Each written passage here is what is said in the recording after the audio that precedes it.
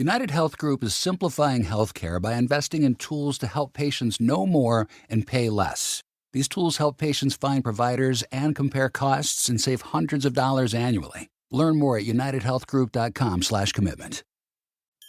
We know life is busy. That's why saving money should be effortless. With Atlantic Union Bank's Roundup Savings, every time you use your debit card, your purchase rounds up to the nearest dollar and automatically goes into savings. So whether you're grabbing coffee, filling the tank, or picking up groceries, you're saving without even thinking about it. It's just one of the ways Atlantic Union Bank makes managing your money easy. Learn more at atlanticunionbank.com or stop by a branch today.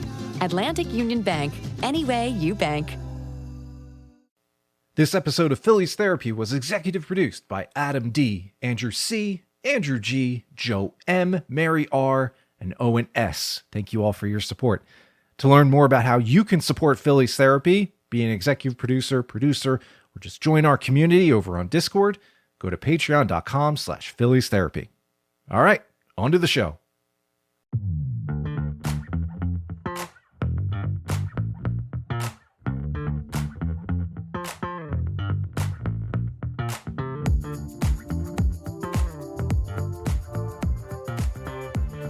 Well, I wish I had better news.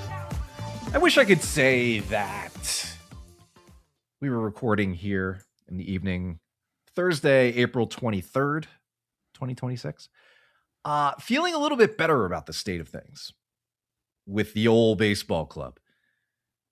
But no, reality such as it is has backed us into a bit of a corner where there aren't really too many positive things to talk about right now. There's some, but they're really kind of hard to find.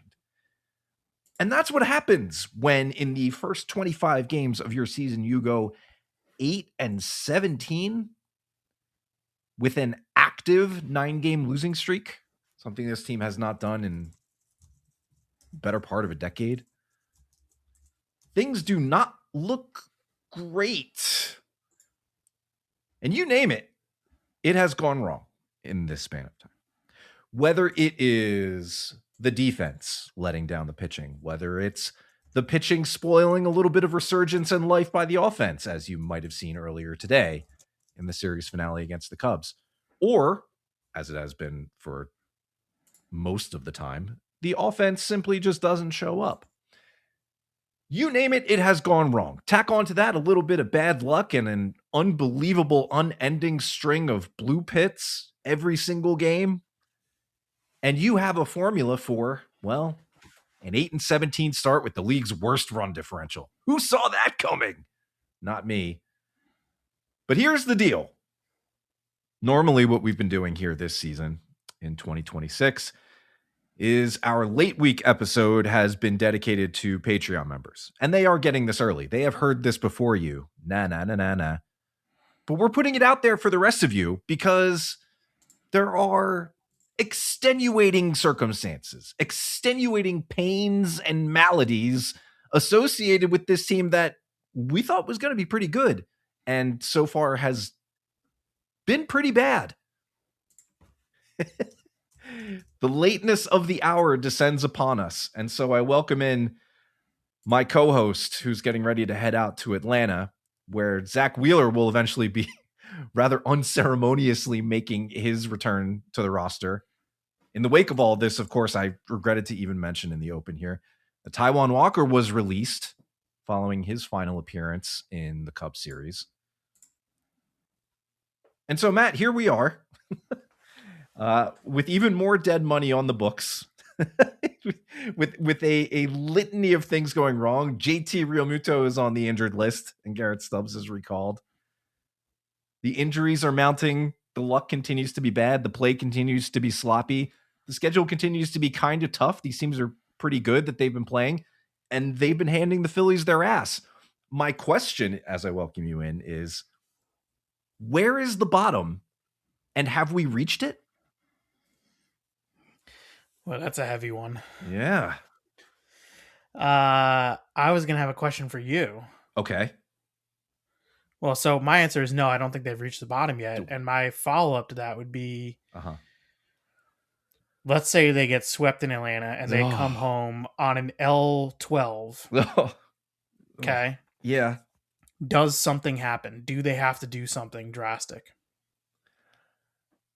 I think something happens. I don't know what that something. Somebody's.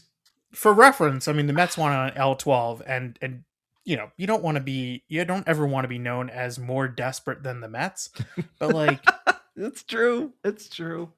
They didn't do anything drastic yet, and they did win a game, and there appears to be en route to winning another game, despite their starting pitcher walking 5 guys in an inning and a third. But if they, okay, well, I'll let you answer that. I mean, if they come back on an L12, like let's say imagine the worst, they get swept this weekend in Atlanta. Does something have to happen, or do you just keep riding this out? I don't know, man.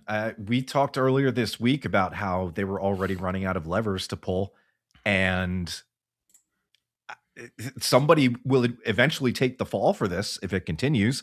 I personally think it's too early to do that. And maybe the Mets example is the way to go. It should be instructive. Yes. But the Mets example should be instructive. Yes. Yes. It does feel hard to continue to stomach it because it clashes so strongly with the preseason expectation of this team. So few elements of it have played up to those expectations, including today, Christopher Sanchez, who in multiple starts has looked like he was fighting it a bit and has, battled through some low run allowing outings, despite, not having his best stuff really since opening day. And today he gets tagged for 2 home runs, including to a lefty, a bomb to center field, given up to Michael Busch. When that starts happening, you start to wonder if it's like a bit rotten to the core here, because it's just the latest thing to pile on, even before you get into how the game actually ended today. I have a lot of thoughts. Okay. And you've seen a lot of numbers out there and a lot of stats about, this many teams have started with this kind of record or this run differential or this ERA or whatever, like, and they didn't win the World Series or didn't make the playoffs, et cetera, et cetera, et cetera. I am going to say for this episode, simply, I would like to mostly throw the numbers out the window, because I think there's something deeper to talk about here. And that is the potential loss of being entertained by relevant baseball for the next 5 months. Wow. And I think it's a heavy thing to consider. Yeah. I don't think we are there yet, but I think if anything, this current 9-game losing streak should have everybody thinking about, what it might be like without that. And let's be clear, like it's going to be really hard for them to be out of it. Okay. When there's 6 teams that make the playoffs in the National League, you'd have to have like another month like this to be really, truly out of it for the season, right? In May. Yeah. Yes. Now, that said, you might not like what I'm about to say right now, and might be way too extreme. Paul, I think they've already lost the division. I don't think they can win the division now. As we speak right now, they are 9.5 back of the Braves. That is so far back. Let's say, okay, sure. Let's say they sweep the Braves this weekend, and then they're 6.5 back. Sure.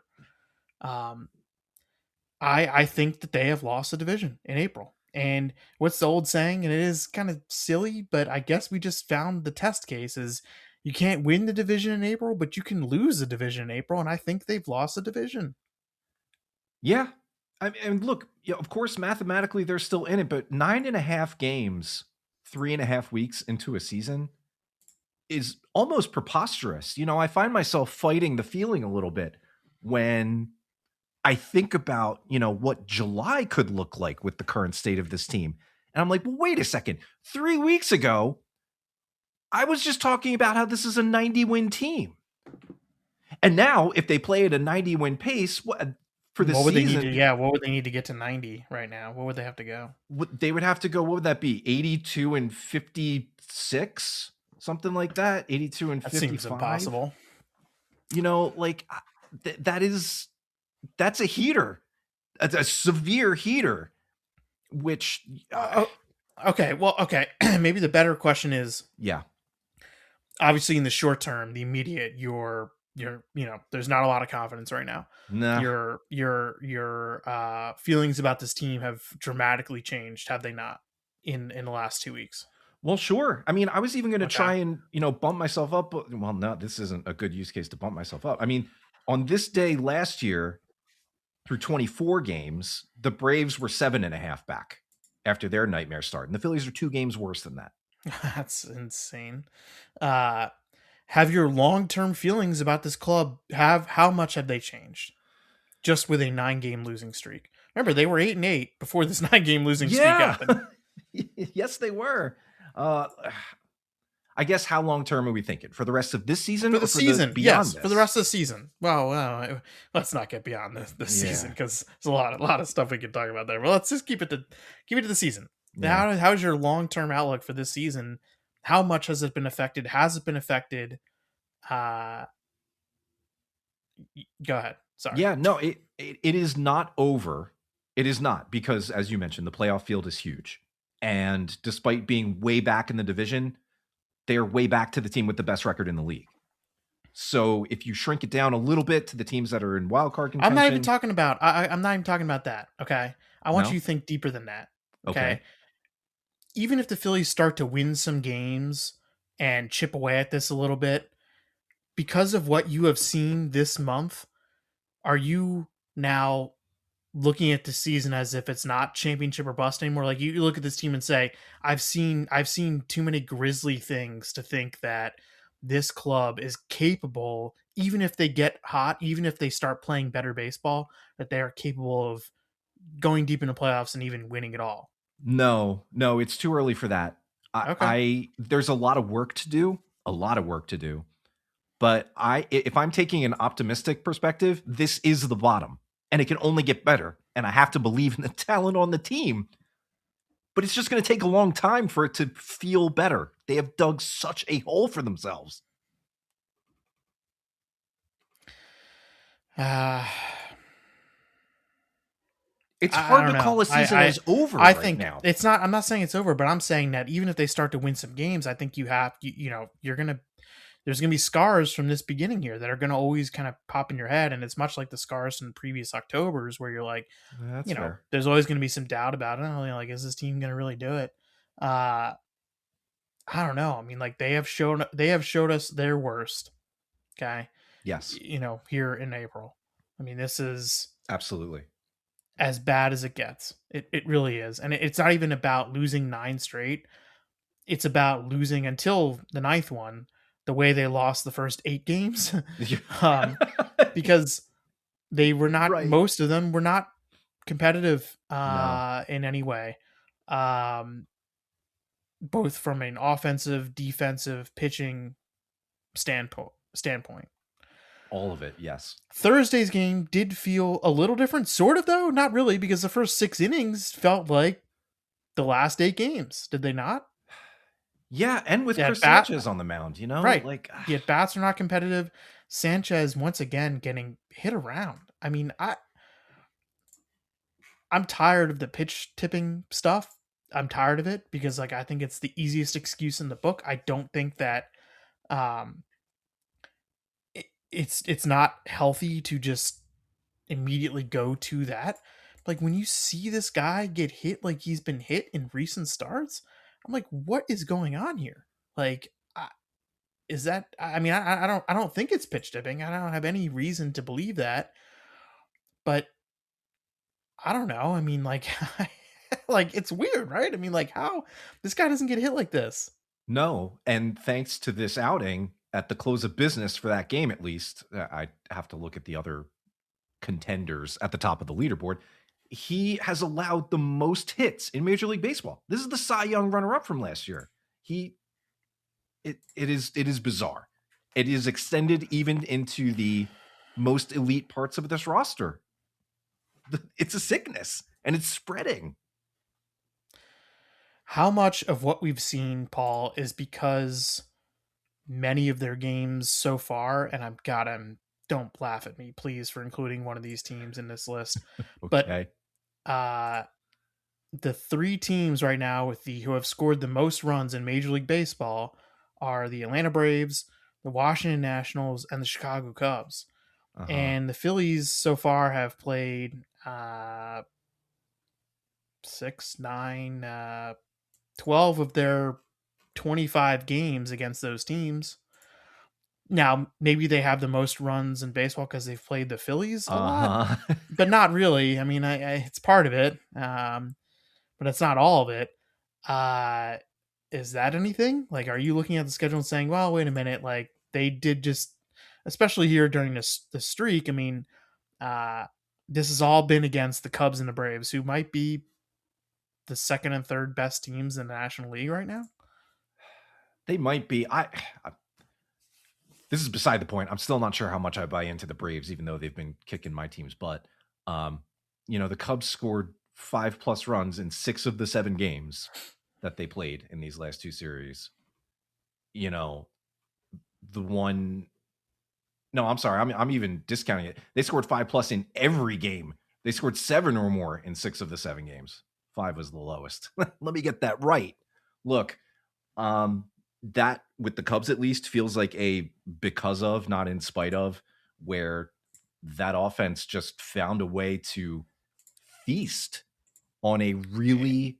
It's a good team. Yes, it is a solid lineup. Yeah. I don't know if it's average 8 runs a game over the course of, a full playoff series. Good. It might not. And the Phillies pitching should have been better. But, it should right. be more But up to also, that yeah, like but going into the season, we thought that the Phillies were, among the elite teams in the National League. And I think whatever you think about the long-term outlook vis-a-vis the short-term outlook, obviously they're not one of the elite teams in the National League right now, but the long-term outlook for the season, I think, given how they've done against the Braves and the Cubs, you can safely say that even if the Phillies do start to turn it around, they will not be considered among the National League's elite this season. No 2 businesses run the same, so banking for your business shouldn't be one size fits all. That's why Atlantic Union Bank offers knowledgeable guidance and tailored solutions designed around your goals. Whether you're managing cash flow, moving money, or protecting your business from fraud, we make banking for your business both personal and easy. Call, visit us online at atlanticunionbank.com, or stop by one of our local branches today. Atlantic Union Bank. Any way you bank. Now at McDonald's, a McDouble is $2.50, so you can get your gym gains on, or just get lunch for only $2.50. Get more value on the under $3 menu. Limited time only. Prices and participation may vary. Prices may be higher for delivery. Ba-da-ba-ba-ba. Well, no. Is that too much to say? Well, you'd have to go on that 82 and 55 pace or whatever it is to get back into that conversation. You would have to leave this so far in the rearview mirror. I can't even envision what that. I'll say, can you summer even, looks like. after you've seen what you've seen, like, can you even imagine a competitive summer right now? Is that unfair to ask? Like, can you even see that? Well, no, because what this start has invited is a conversation about how much of this roster is going to be intact come late July. No, that's a bit much, but sure. Is it? It is, because like even if they were to sell off, they're not going into a full rebuild. No. What pieces, what players, if they were to sell in July, Paul, what guys are going off this roster? It's just a couple bullpen pieces and Brandon Marsh. I mean, I'm not talking about a full teardown, but that weakens the team, and we further slide into, not being competitive. If they're selling off, like the record in 2026 doesn't matter. So exactly. But we're running out of time between right now and the moment where they need to consider that. That's what this start has done. Even if it's April, they're so far back that I can't call myself ridiculous for being like, oh, well, they might need to consider that now. They're not going to start selling. It's not going to be like come May 1st. Yeah, I don't know. The trade stuff to me is too much. Like that's so far away. Yeah, I don't want and also to think about it. Relatively irrelevant because they won't be trading anything meaningful, in my opinion, even if they're out of it. So whatever. That to me is. I'll clarify a little bit. I am No. I'm not. You can have that opinion because a lot of people do. Everyone's been asking me who can they trade. Well, like I don't know. 1 and 2, like you're going to be disappointed when I start listing off the names that I think they would trade because they're not going to rebuild. They're not tearing it down. No, that's not an option. No matter how bad this gets this season, guess what? They're not tearing it down. No, this isn't a case where like, oh, okay, they approach Bryce Harper about waiving his no trade clause or any of the other big guys. No. I know that's not happening. It's more like at what point, it's not now, but at what point would this team need to consider a mental reset and look ahead to 2027, whatever form that season takes? That's a couple months away, but this start has put that conversation on the table, right? I can't dismiss it right now because of the hole they've dug for themselves. They need to start playing better immediately and racking up win. Even if they don't play better, just win ugly if that's what it takes. Any kind of win. You know, maybe the offense showing a little bit of life on Thursday could lead to something. I don't know. I say, was there anything in those final 3 innings that you're like, hey, that's something? Well, Marsh looked really good. He had a really nice day. I think he's playing every day now, no matter who's pitching. They don't really have a choice. He had one. I don't think Felix Reyes is going to be batting cleanup on Friday night. And that's another one of those levers, right? Like, I mean, no offense. It just like you've seen it now the last few days. Like this guy is, you know, Otto Kemp. Like, I mean, yeah. He was called up to what do you do? What do you do with Turner? What do you do with leadoff? Oh, that's the bigger question, right? The guys that aren't or cannot be traded or separated from this team in some way, a la Taijuan Walker. You know, these guys are going to be around and they need to be contributors. Looking at Turner specifically, Kyle Schwarber needs to cut back a little bit on the strikeouts. He's still producing. He's batting 198 right now. Yeah. And I know batting average is not everything. And trust me, I'm fully aware, but he's looking more like 22 or 23 Kyle Schwarber. It'd be better if he hit higher than 198. Yeah, which, you know, yeah, it's fine, but he's capable of better. We've seen it the last 2 years. That would be good. Bryce Harper's having a good season, even though he didn't come through, you know, with an RBI late in the game on Thursday. He just advanced a runner. That's about it. You know, Marsh has had some of these showings. JT was fine, and then he got hurt, and then everybody else, there's just nothing. Like, and do you sit Bohm? Do you sit Turner? What do you do here? What do you do? What do you do? This is one of those things where you can't. You can't accuse the manager of not trying different things. No. Yeah, he's tried different things. I mean, I wouldn't have batted Felix Reyes cleanup, and he did it. You know, I don't know, like sure, but I mean, this is the roster, and like, what's the next lever to pull? I don't know. There is no lever to pull. There's no one to call up. No. So credit. I mean, the manager, he's not running the same lineup out there every day.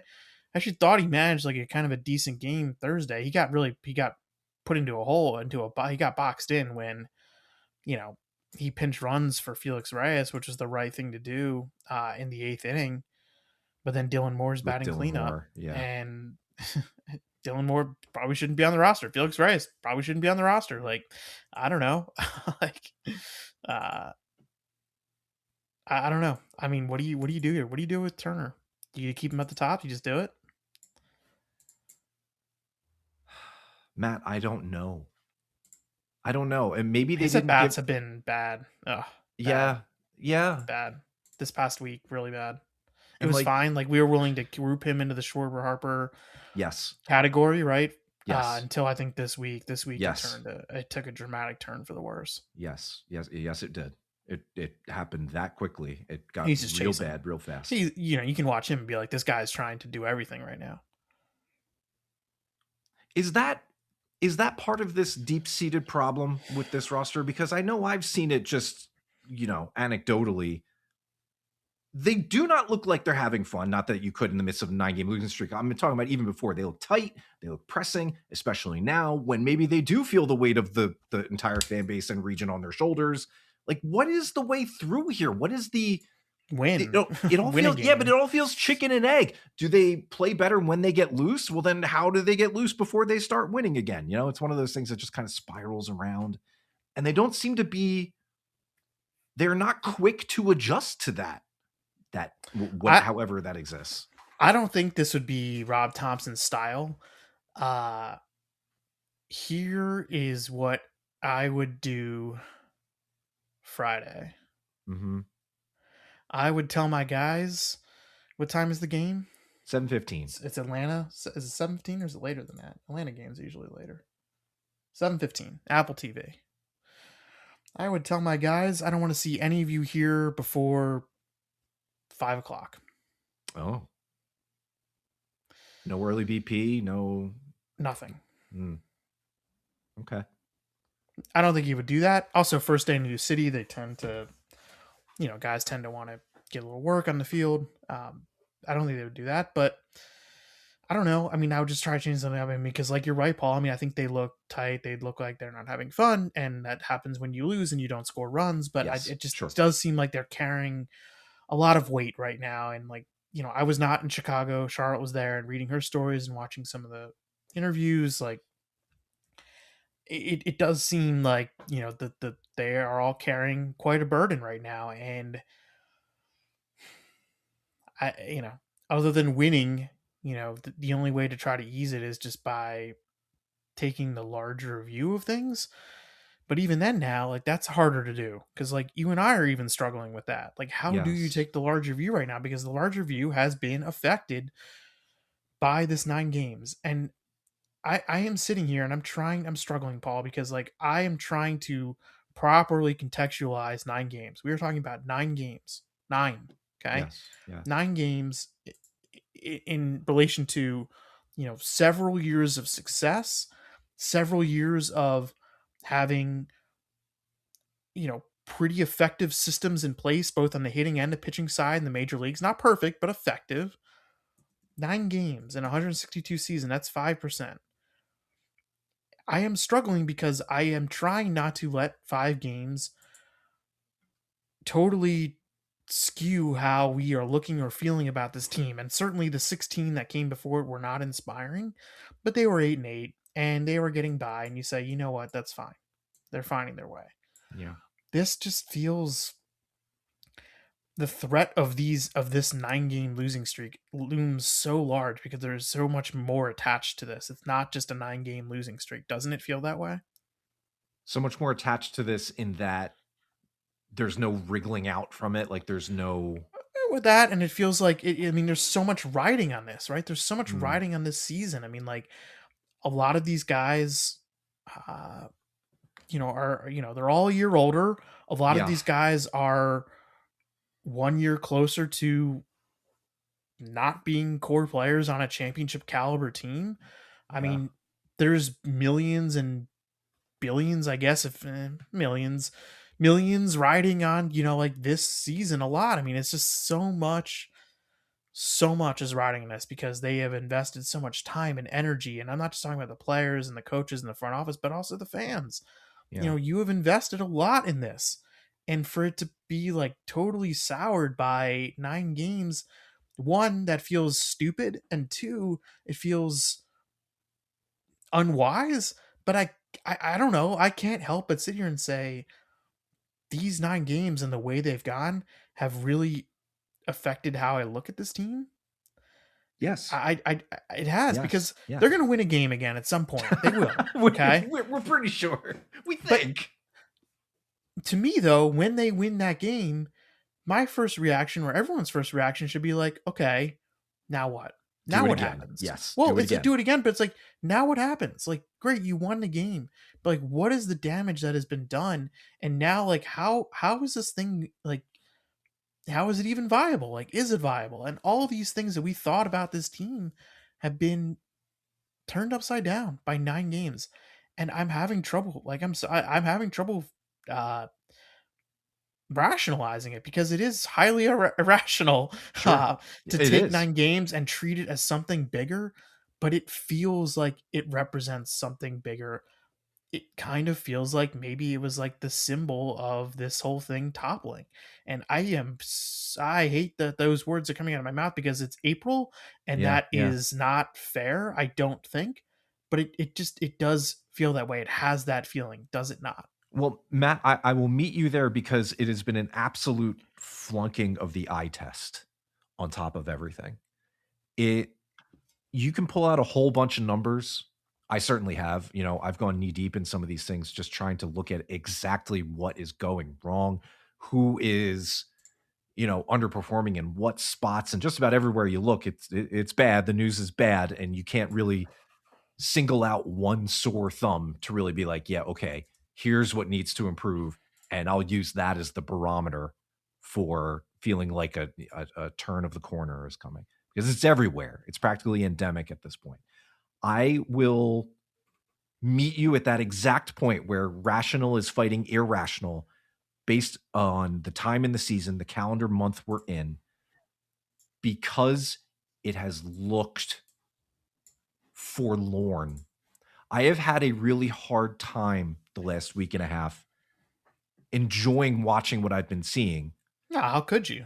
Because, early in middle of games, they've taken a lead in some of these, and I've been like, okay, here's where it gets given up. It's almost comical in the predictive nature in which these things have happened. They battle back on Thursday, and what does Brad Keller did, their last good relief arm?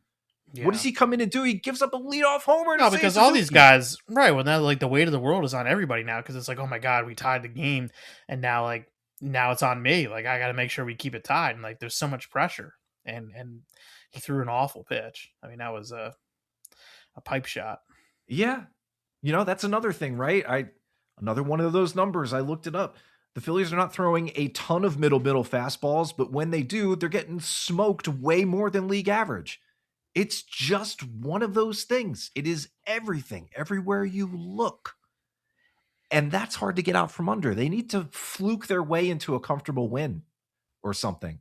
That's like one of the only things I've got left as some kind of spark, some kind of Kickstarter. Yeah, could you imagine that? I'll take it. Comfortable win. I'll take it. Give it to me, man. Like maybe that's just what needs to happen. They've had so many things fall against them in that department that maybe it would be nice to just see a couple more. Okay, of those well, so moves, then everybody requested that we try to give them 5 minutes of optimism. Oh, I'll start yeah, right now. Right. Put me on the clock. Do you want to start the timer? I'll start the timer here. I will start the timer. It's rolling. Okay. Yeah. 5 minutes. 5 minutes. I'm gonna try. All right. All right. It starts with this. They can't possibly be this bad. There we go. We know that. Okay. They are not this bad. We know that they're not this bad. Now, are they good enough to be a playoff team in the NL? I don't know. We thought they were, but they cannot possibly be this bad. Like we are watching 9 of the worst in consecutive, 9 consecutive games that are some of the worst baseball you're ever going to watch in your life. Zack Wheeler is coming back on Saturday. I think that's a big boost, not just like in terms of talent, but in terms of mentality. Like having that guy back on the mound is a big deal. And even if he's not Zack Wheeler, who he once was, I have learned that betting against this guy is a fool's errand, and that he will find a way. I can't wait to watch him pitch. I think it'll be exciting. Like, I don't know how it's going to go. Might not go well, but I'm excited to watch him pitch. How many more minutes do I have? Just under 4. The schedule does get a little better.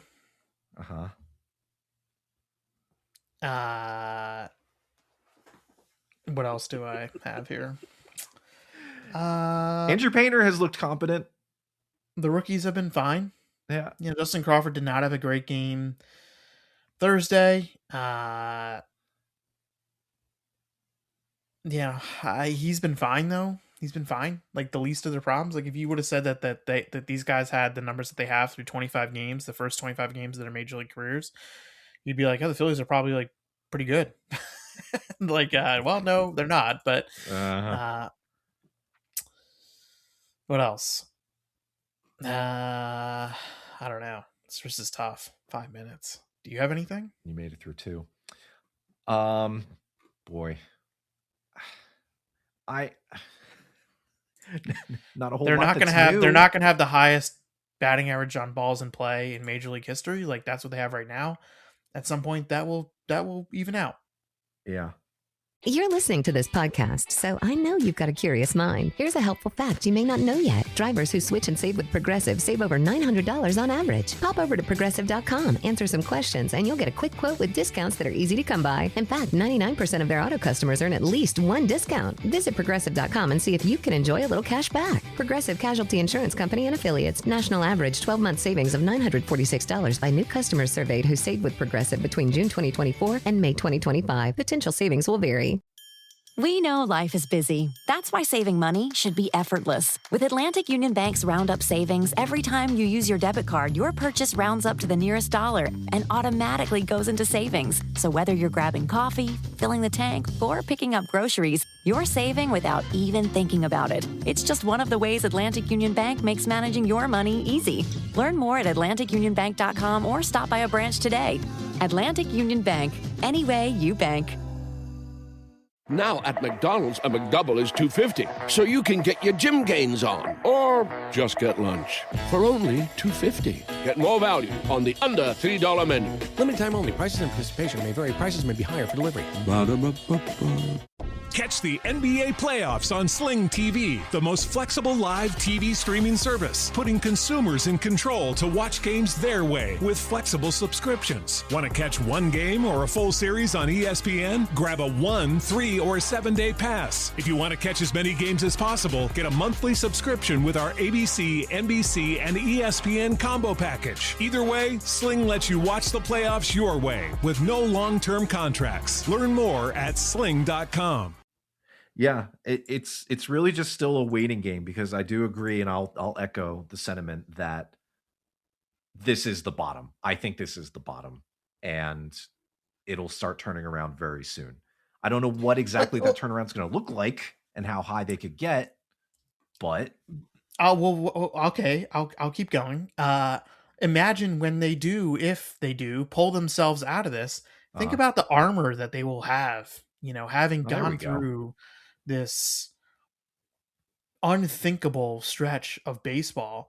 And, I don't know, would you rather have a stretch like this in April or September?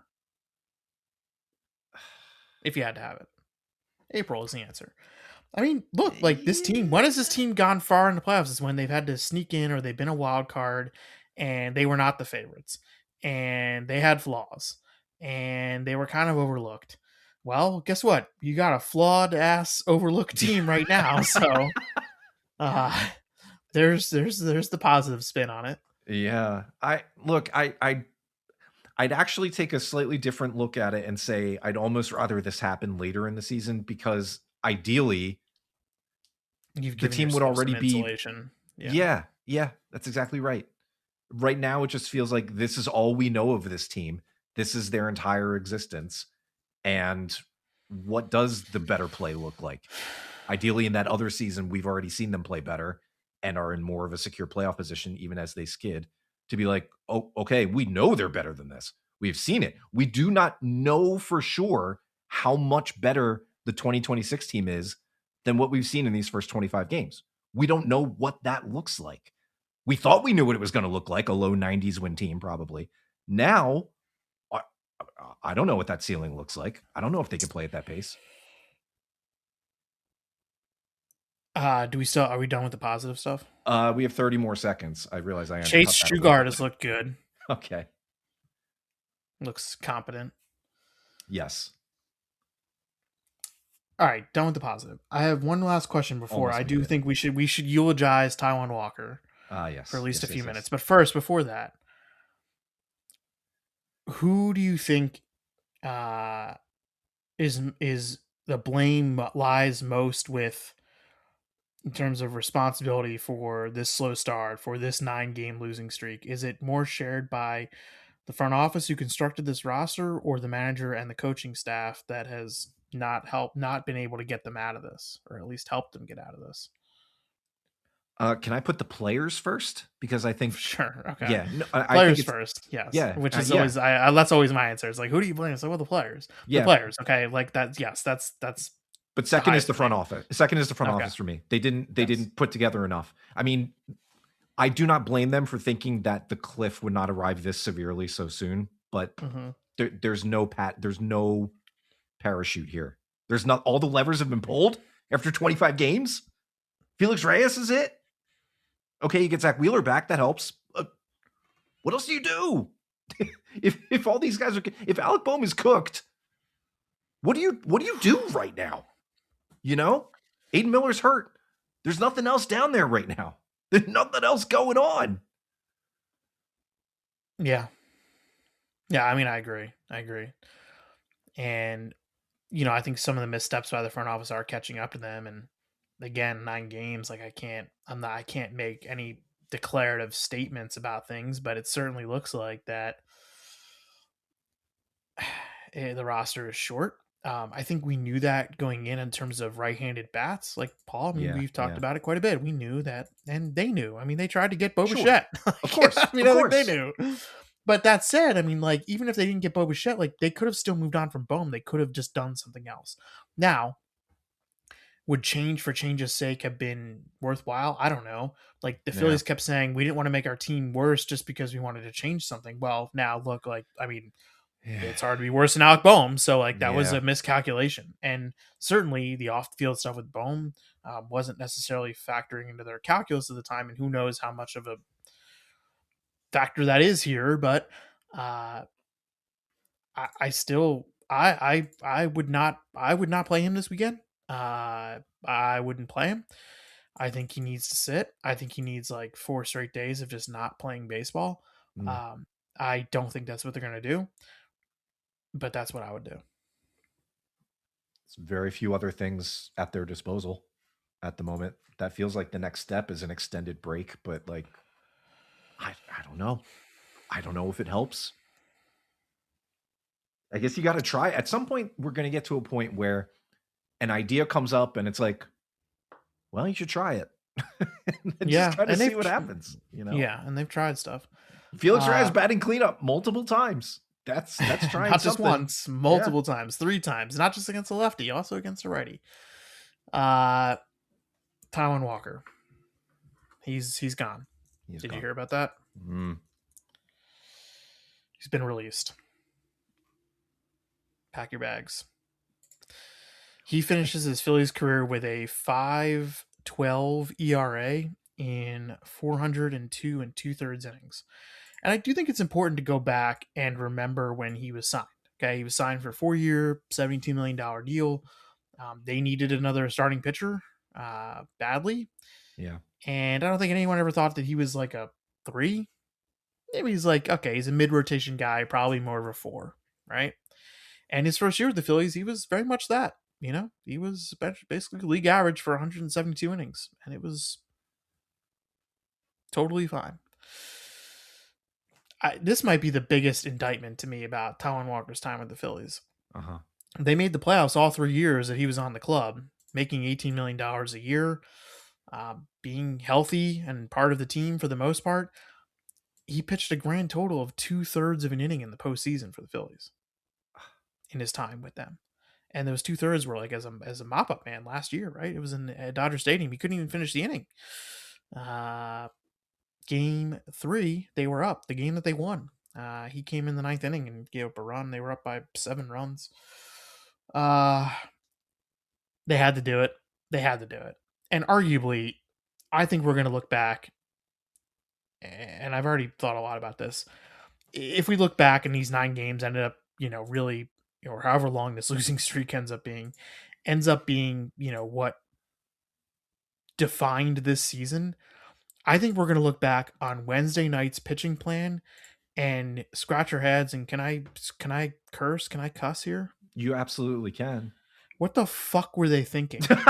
It's the same thought, and I won't leave you hanging. Oh, not just that. What the fuck were they thinking? But like they opened with a lefty, okay, against some pretty good Cubs right-handed hitters to start the game, like, and then the plan was like Walker after that, and for like an undetermined amount of time, like They should have done the opener or the start before that. They didn't. They laughed at that, like scoffed at that. I don't know. Like, I think that the pitching plan Wednesday was an absolute organizational failure, top to bottom, from front office to field staff to players. So Like, bizarre. that was not a winning plan. That was not a game that the Phillies had a great chance of ever winning, ever. I don't understand it. And so I guess I commend them for releasing Walker the day after. It's a very cruel transaction. It had to happen. Do you agree? Like, they could not. This guy could not throw another pitch for them. I'm sorry, and it's not his fault. This is not on him. Taijuan Walker could not throw another pitch for them. No, and I honestly thought we had crossed that point multiple times, not just this year, but last year too. Well, 2 years ago. I mean, 2 years ago in September. I mean, I think they got close. They never did it. I don't know. I couldn't believe that was the plan. It makes me wonder, like, why the leash was so long when it was so obvious to me, a layperson, to a bunch of other people out here who, yes, okay, we're fans and we're not league employees who have been embedded with an organization for a long time. Okay, we could tell from out here, this is not going to work. He was not going to be good. And lo and behold, every time he took the ball this year, he was not good. I do not think this was an ownership thing. I think that they had that they had been on board with the money, like cutting ties. I don't think it was a money decision. This was a front office decision. And so now keep pitching him. Like, all right, so I'm at a point now where I hear that and I'm like, okay, choose your fighter. On the one side, you have a front office and a decision tree that was grasping onto the slight hope that they could get a little bit of redemption from this move that was made a few years ago to try and see it through to the end and get a veteran pitcher over that finish line. Or on the other side, you have a team that is currently so bereft of other options and other depth that you had to embarrass this guy who is so clearly diminished and incapable. Yeah, but it's also like the front office, they didn't get depth either. Like, they didn't acquire. That's what I mean. Yeah, but I'm like they were trying to have a. Yeah, it was a failure in a lot of ways. The fact that he pitched in that game, I felt so that bad. should have been it. I mean, like last week against the Braves, like that should have been it. That should have been it. He should not have gotten another game. And I don't think Alan Ronhell is anything, but I don't know. I mean, like, they probably had a better chance of winning if he started Wednesday night. Yeah, he flashed some pretty good stuff in that game. Yeah, I like to look at his changeup. Yeah, sure. Like he's fine. How will you remember Taijuan Walker? I am happy that the Phillies brought in a good person after starting off, this regime by bringing in the likes of Jeurys Familia and, re-signing Odubel Herrera, like not really caring a whole lot for character at the start of things. And apart from what he was or was not able to do on the baseball field, I'm happy that Taijuan, the person and the teammate, was part of this team for the last few years. He seemed like he was a guy who was catching it from all sides because he just couldn't, especially this year, he just couldn't do it anymore. That's not his fault. His body just could no longer perform at it as a major league pitcher. But through it all, I'll remember him as a guy who at least kept his head up about it, because I certainly can't look at his numbers and be like, that was worthwhile. No, I'm not going to say that. I do want to be clear on one thing, Paul, is that, Taijuan Walker, the pitcher, and Taijuan Walker, the person, like, those should be separate. And like everything I've said about Walker as a pitcher stands, but inside that clubhouse, like, he was one of the more popular teammates, I think, of that group, that core group. Really a beloved guy in there, and a guy who was accountable, especially with people like me who were asking him, a lot of tough questions after some really bad nights that he had. That's not easy. And not once did, he ever really snap. I mean, he stood up, he took it. And I do think that his standing in the clubhouse was, uh, of note, but it's also not why, they kept him around longer. I mean, certainly, like, had he been, a problem, like maybe they would have, done this sooner, but he wasn't. And, I mean, that's tough, right? I mean, it's a tough business though, and results matter. And like, they had to do this, they had to do it. There's just no way around it. Yeah. And I guess along those lines, similar and yet different. I don't want us to overstay our welcome with this episode. I feel like it's gotten to a point where we've said what we needed to say. It is a shame what happened to Taiwan here at the end for parts of, the 4 years, 3.5 years he spent with this team. Happy for who he was as a person to be in this clubhouse, but yeah, it was time to move on. We'll see if he makes it back to the majors with another organization somewhere. You think he pitches in the majors this year? I don't know. We'll see. Somebody will give him a shot to build up, and then maybe he'll peak back in. I hope he does. We'll see how it goes. But for our sakes, this Atlanta series, I don't know. I don't know. We're gonna have to see what happens, as always. Do you think they win a game this weekend? Matt, the last lever I have to pull in my mind is to think that they just fall ass backwards into some really stupid win somewhere during this weekend. And then that's the thing that sets it all right. I don't know. They've had so much crap thrown their way this last week and a half, and really the whole start to the season. It would be nice to see it fall for them for a change. And that's all I got. I was sitting here this time last week saying, oh, don't get swept. It's the one thing you can't do. And now here we are 7 more losses later. I don't know, man. I'm running out of my own bag of tricks, but that's just where we're at. Just got to get those wins. Chicken or the egg. All right, that'll do it. Safe trip for you down to Atlanta tomorrow, Matt. All the rest of you out there. Thanks for listening. Thanks for hanging in there with us. If you want to support our derangedness as we continue to descend into madness, or at least I do, while this team continues to play with its head up its butt, we'd love to have you on our community, our Patreon community. It's patreon.com/Phillies Therapy, where amazing things are happening. It's true.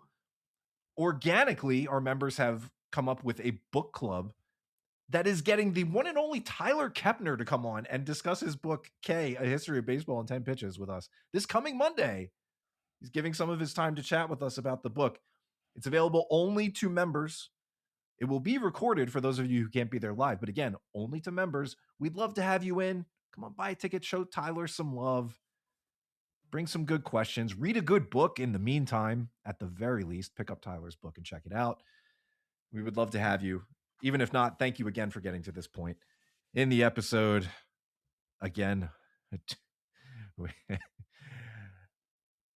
no, never mind. Nothing. It's over. It's done. Win a game.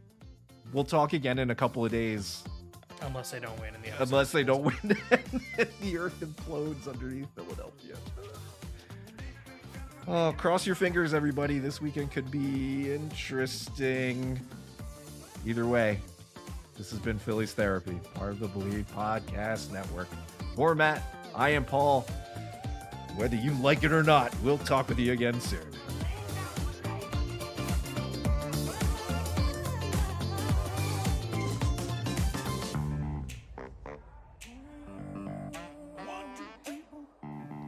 Special thanks to the producer-level supporters of this week's episode on Patreon: Amy Z, Birche F, Brian J, Brian L, Briana W, CallisonGhost, Christopher S, Daniel Y, MB, Hunter R, Ian, Jack S, Jacob T, Jaedon M, Jami P, Jason G, Joe M, John S, Kaitlin M, Kodi L, Lindsay, Lisa L, Matt H, Michael W.E.I., Michael W.E.R., Nate J, Phil C, Robert R, Timothy G, Tom D, Tom H, Vinay V, Zack, and our anonymous supporters. Thank you all so very much. If you'd like to learn more about how you can support the show, go to patreon.com/PhilliesTherapy.